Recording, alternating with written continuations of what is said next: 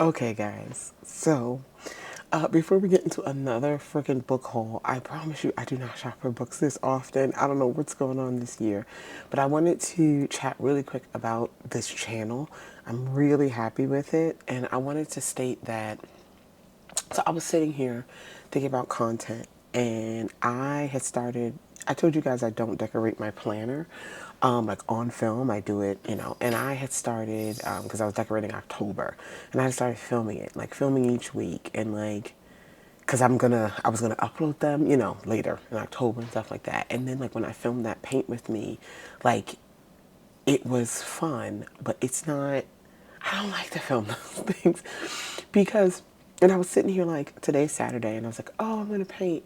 Or, oh, I want to decorate my planner." But like setting the camera up, like I want to like watch my show, be in a vibe, not worry about things on frame, in frame, all that type of stuff. And I figure I don't have to film everything I do. I do want to talk about it and share it, and that's what this channel is going to be more about because I realized like I was already stressed trying to figure out when I wanted to paint just so I could set the camera up. And I'm like, I don't have to do that. I don't. But I will be sharing, continuing to share my hobbies. But I don't know. I don't know why I wanted to state it out. It makes myself feel better because I already felt like, oh my God, I want to decorate December. I had my planner decorate up to November. And I was like, oh, I want to decorate December, but I don't feel like having the camera out. I got to get the desk. I'm like, I don't have to do that. I show you guys what I want to show you guys. So I'll do more planner flip throughs, for example. I want to do like hobby update videos. So like, here's what I've been working on this week, and show clips like that because I don't want to have stress on myself. And the only person that was putting stress on myself was me. And I think I just wanted to share that message because it's like, I'm going to share what I want, but like, there's no obligation to do any of this. And I only want to do the things that bring me joy. Like with my makeup channel, I only film the things I like to film. And I have to remember that I'm not trying to be like anybody else's hobby channel. I'm not trying to do that. I'm trying to share what I want to share. Sorry if I sound like I just woke up from a nap and it was glorious. I just want to share what I want to share. So, with all that being said, I have another book haul, and it's only one, two, three, four, five, six, seven, eight, nine books, and a little activity book, because I was minding my business. I was minding my business Thursday, Friday, minding my business, and I get a notification from my bookstore. I have a lot of bookstores I like, but it's called Second and Charles, like the biggest, really main bookstore I go to. They were having their penny a page sale where the max is only $5, but you can pick any of their used books and only pay a penny a page. So however big the book is, you only pay a penny a page. And the only exclusions were like, as long as it wasn't new, it had to be a used book. The book had to be less than $50 and not a part of like a box set, activity set kind of thing. Like it wasn't a lot of exceptions that didn't make sense, you know? And I was like, all right, I'm going to go. So I went this morning and I got some books. And I don't want to be the person that collects so many books that they can't read them in a reasonable amount of time. And so far, I've been doing pretty good. The last 2 months, I've read probably like 8 or so books, and the goal is to always be reading a book. And so if going with that, 3 to 4 books a month, we're talking 2 months, less than 3 months, and that I'm comfortable with. And even so, books don't expire, so I'm really excited about this. But I kept it small. I didn't overdo it. I guess 9 books. I don't know if that's overdoing or not, but I'm quite happy. My cat's meowing. One of them, anyway. She's chatting. Okay, so let me share. I will start with the 5 books that I paid a penny a page for because they're all hardback, and I like a good hardback book, but they're usually more expensive, and so I was like, okay, let's do the hardback one. So this book I walked by. I don't know anything about it. Hold on, I walked by. Let's see if I can get this off enough so I can read the author's name. Get my glasses on. Here we go. I walked by this on the shelf when I was in like the thriller section. This is by Zakiya or Zakiya Delilah Harris, and it's called The Other Black Girl, a novel. Okay, The Other Black Girl. So I'm trying to figure out the genre It says a thrilling, edgier The Devil Wears Prada that explores privilege and racism.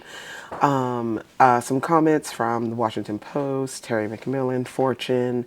Um, yeah, so I'm going to read the inside. Let's do it. Grab a drink. This video shouldn't be too long, but let's do it. I'm going to read, I think I might read them all. Okay, it says provocative, urgent, and sharp as a knife. The Other Black Girl is an electric debut about the tension that unfurls when two young black women meet against the starkly white backdrop of New York City book publishing. 26-year-old editorial assistant Nella Rogers is pretty tired of being the only black girl at Wagner Books. So of course she's excited when Hazel May McCall starts working in the cubicle beside hers. Born and raised in Harlem, Hazel exudes the confidence and charm that Nella has never quite possessed. But they've only just started swapping emails and natural hair care regimens when a string of unsettling events causes Nella to become public enemy number one, and Hazel the office darling. And then the notes start to appear on Nella's desk. Leave Wagner now. Nella can't believe that Hazel's been leaving the notes despite her crude code switching and competitive vibes. The new black girl doesn't seem that hostile. But as Nella begins to spiral, obsess, and ultimately uncover the sinister forces at play, she risks losing much more than her career. The stakes are higher than she could have imagined, far beyond P&Ls and promotions. Propulsive, darkly funny, and endlessly surprising, The Other Black Girl is a whip-smart commentary on diversity in the workplace. It brims with the cringy, all-too-real struggles of being a black woman in a largely white industry, but also will resonate with anyone who's ever felt manipulated or outmaneuvered, threatened, or overlooked. As disturbing as it is tender, this is a novel that questions the silence we trade for success and asks, in the end, whether that sacrifice can ever truly be worth it. This is very exciting. I'm really excited to read that. I don't know if I want to jump that up to the TB Red list. I don't know. Okay. Alrighty. Okay. So the next four, yeah, are from authors that I already have some books. I already have books by sitting here in like on my to be read list, and I just heard great things about these authors, and I was like, all right, well, I'm going to get a few more books from them that I want to read because yeah, a penny a page. I wouldn't pay. These are more. The Other Black Girl would have been $13.50 used, and these are all around that same price, $13, $14, $15. So I got them for, they're all, the most expensive one was $4.01 because it's 401 pages, but all the others were 3 and some change because that's how much pages. So getting these hardback books for that price were awesome. So it was awesome. Okay. So Lisa Jewell, I have 2 books from Lisa Jewell that I have to read, but she is a really good, that's what I've heard, really good thriller writer.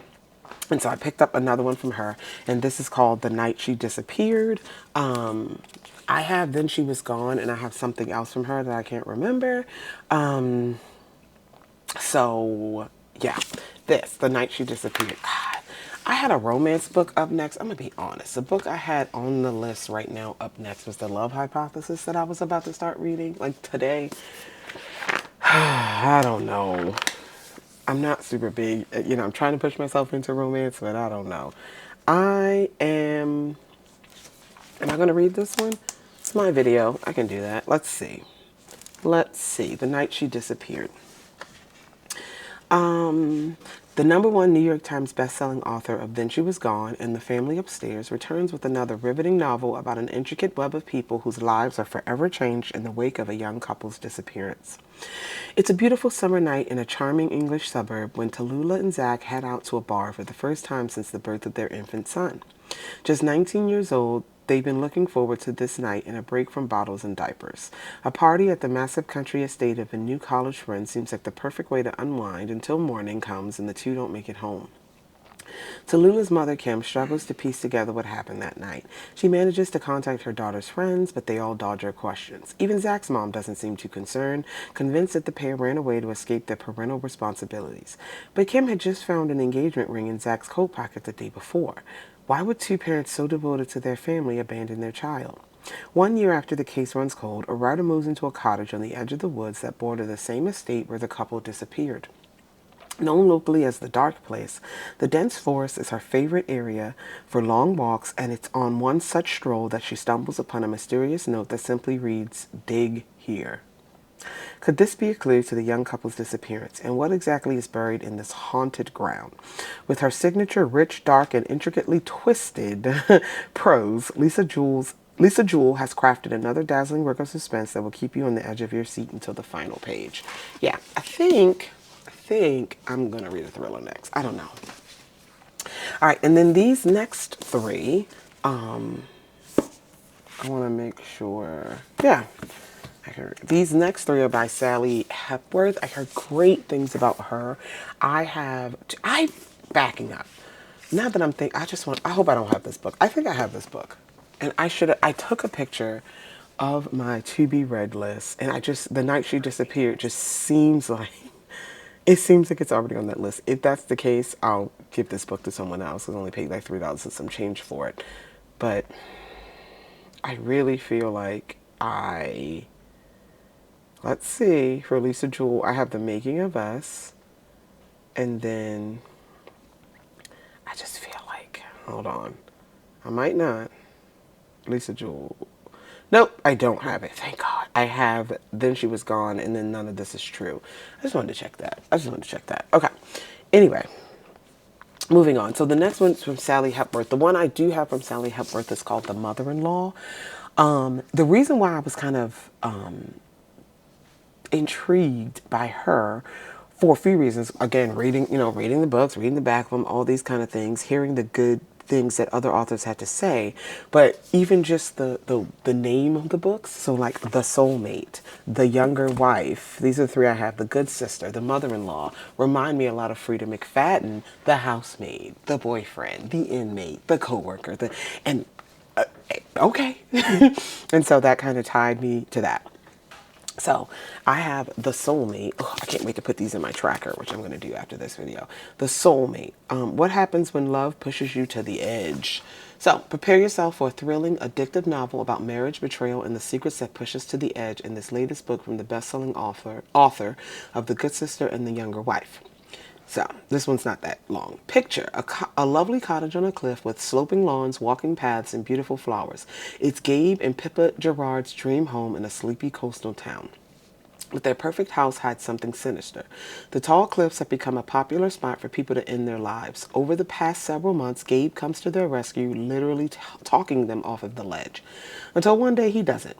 When Pippa discovers Gabe knew the victim, the questions spiral. Did the victim jump? Was she pushed? And would Gabe, the love of Pippa's life, her soulmate, lie? As the perfect facade of their marriage begins to crack, the deepest and darkest secrets begin to unravel. Because sometimes the most convincing lies are the ones we tell ourselves. Where are we going? What are we going to read next? What are we going to read? All right, Sally, give it to us. Then we have The Younger Wife. The Younger Wife. The Younger Wife. New from the author of The Good Sister, the breakout New York Times bestseller and stunningly clever thriller, comes Sally Hepworth's latest novel of domestic suspense about the tangled vines of family secrets. So this is shows you the players in this story. The husband, a heart surgeon at the top of his field, Stephen Aston is getting married again. But first he must divorce his current wife, even though she can no longer speak for herself. The daughters, Tully and Rachel Aston, look upon their father's fiancée, Heather, as nothing but an interloper. Heather is younger than both of them. Clearly, she's after their father's money. The former wife. With their mother in a precarious position, Tully and Rachel are determined to get to the truth about their family's secrets, the new wife closing in, and who their father really is. And then the younger wife, excuse me. Heather has secrets of her own. Will getting to the truth unleash the most dangerous impulses in all of them? I'm going to read all of these right now. Okay. And then the last one I got from Sally Hepworth is called The Good Sister. Oh, I'm so excited. I might just read hers back to back this month. Two sisters, one truth, but which one of them knows it? Here we go. Oh, there's some quotes in here from the characters. Okay. There's only been one time that Rose couldn't stop me from doing the wrong thing, and that was a mistake that will haunt me for the rest of my life. Fern Castle. Okay. Another quote. My therapist asked me to talk about my earliest traumatic memory. It was the year Mom took us to the library. Fern refers to it with such fondness, how the library became her home, how she discovered the hidden worlds within the pages of books, how that year is the reason she became a librarian. It makes me want to scream. Sometimes I wonder if, like those choose your own book adventures, choose your own adventure books, I'm sorry, that we used to devour, the two of us were living parallel alternate lives. Rose Castle. So here we go. Fern Castle works in her local library. She has dinner with her twin sister Rose 3 nights a week, and she avoids crowds, bright lights, and loud noises as much as possible. Fern has a carefully structured life, and disrupting her routine can be dangerous. When Rose discovers that she cannot get pregnant, Fern sees her chance to pay her sister back for everything Rose has done for her. Fern can have a baby for Rose. She just needs to find a father. Simple. Fern's mission will shake the foundation of the life she has carefully built for herself and stir up dark secrets from the past in this riveting, rich, and shocking story of unexpected love. Well, the good sister. Okay. We might be reading Sally. We might be reading these Sally books. We might be reading Sally. I don't know. I don't know. Okay, so those are my Penny and Page books. And then I grabbed a couple more. And it's so funny. I grabbed a couple more. Let's do... Okay. I got another Frida McFadden because this one was $8.95 used. If I find a Frida, I'm going to buy it. And this one's called The Locked Door. I have quite a few of hers, and I like reading hers. So, yeah, The Locked Door. So this one... Oh my God, yawn with me. Yawn with me. It's a lazy Saturday. Some doors are locked for a reason. While 11-year-old Nora Davis was up in her bedroom doing homework, she had no idea her father was killing women in the basement. Until the day the police arrived at their front door. Decades later, Nora's father is spending his life behind bars, and Nora is a successful surgeon with a quiet, solitary existence. Nobody knows about her past, and she'll do anything to keep it that way. Then one of her young female patients is murdered, killed in the same unique and horrific manner that her father used to kill his victims. Somebody knows who Nora is. Somebody wants her to take the fall for this unthinkable crime. But she's not like her father. The police can't pin anything on her as long as they don't look in her basement. From New York Times bestselling author Frida McFadden comes a riveting psychological thriller about guilt, secrets, and whether it's possible to outrun what's in our blood. Oh my God. Oh my God, I gotta get reading. Okay. And then I saw these books. Listen, I was walking up to the register, which the line was long, so I was actually walking to the back of the store to get in the line. And I saw these two books. Someone like put these down, and because they were $5.50 and $6.50, I was like, okay, somebody put these down. They start with the, and for some reason, a psych thriller that starts with the gets me. And so I never heard of this author called Natasha Preston. And so I picked both of them up, and I was like, you know what? They were left for me. So the first one's called The Dare. Would you accept the dare? In Marley's town, high school seniors must perform a prank as a rite of passage, a dare, if you will. The dares start out simple, egging houses, throwing balloons filled with glitter, letting chickens loose in the halls. But this is no child's play. Accepting a dare means you could be expelled, arrested, or worse. No one wants to back down from a dare, but saying yes has consequences too. All right, Natasha, let's see if it's good. And then the other one from her was called The Fear. And it says, it's just a stupid meme that's going around their small fishing town in the dead of winter. People reposting and sharing their biggest fear. But when her classmates start turning up dead, dying in the way that they said scared them the most, Izzy knows it's no joke. With each death hitting closer to home, Izzy sets out to stop the killer. Could her older sister's friend Tristan be involved somehow? He's given her some strange vibes. Or what about his brooding cousin Axel? But he's in her classes at school. He's not a murderer. Is he? Izzy is soon on a path that will lead her right to the killer and her own worst nightmare. Thrillers. And she's also written, wow, The Twin, The Lake, The Cellar, The Cabin, The Lost, oh, okay. Awake, that doesn't start with the. You Will Be Mine doesn't start with the, but a lot of them do. So that is Natasha Preston. I'm excited about that. I am excited. And then the final novel that I have, I thought this was cute. First off the cover, let's talk about it. This is Chapter and Curse, and it says first in a new series. So, first in a new series. I don't know if I'll need all the others. This one, $4.95. I don't know. I didn't even read the back of this. I don't think I did. I saw the cat, the little cozy front of it, and I grabbed it. Let's read it together.